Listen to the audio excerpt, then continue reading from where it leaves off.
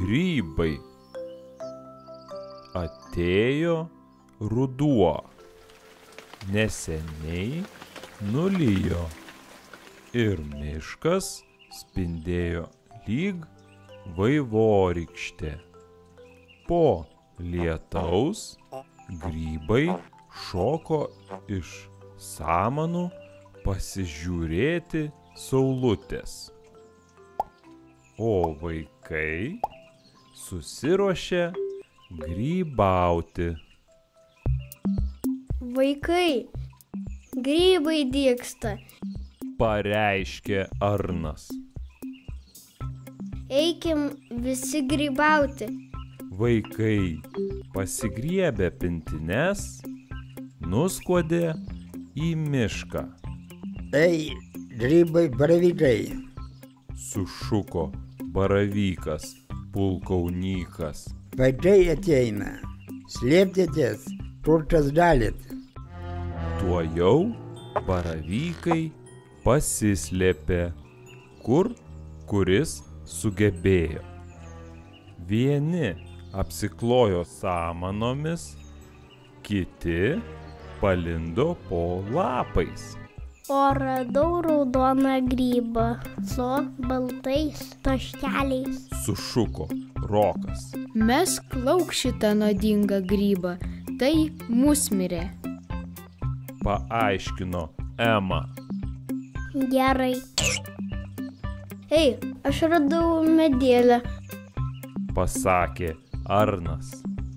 Žiūrėkit, kokia graži. O aš lepšė.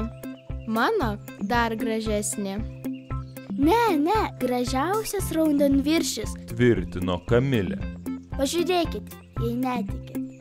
Ką jie čia šneka? Supyko baravykas pulkaunykas. Nėra geresnių grybų už baravykus. Ir išlindo baravykai iš po samanų, norėdami pasirodyti, kokie jie gražūs. Kiek daug dailių baravykų. Nudžiugo vaikai. Rinkime tik juos. Kai vaikai vakare grįžo namo, jų pintinės buvo prikrautos tik baravykų, o miške likęs baravykas pulkaunykas mojo vaikams ranka, kad ir rytoj ateitų grybauti. Miške auga daug grybų. Tai ir baravykas, raudonviršis,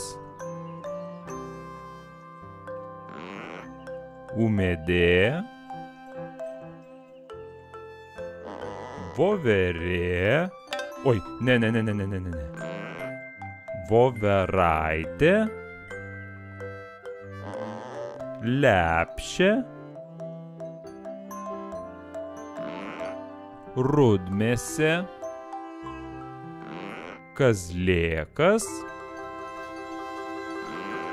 musmirė.